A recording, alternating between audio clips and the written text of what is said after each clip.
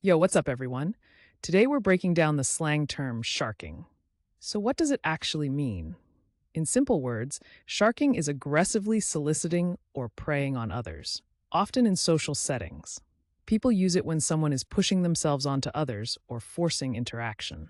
Sometimes it can also mean something slightly different depending on the context. Where did it come from?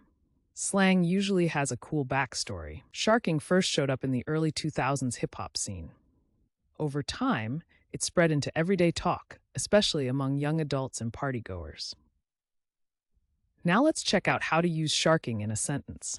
Correct example 1. He was sharking at the party, trying to get everyone's attention. Correct example 2. Did you see her sharking all night to get a free drink? And for laughs, here's a wrong example. My grandma said sharking at Sunday dinner, and everyone just froze. See how slang adds personality and vibe? Using sharking right makes you sound natural, but using it wrong can be hilarious. Quick recap. Sharking means aggressively soliciting or preying on others, often in social settings. It started in the early 2000s hip hop scene, and now you'll hear it in conversations, online, or even in music.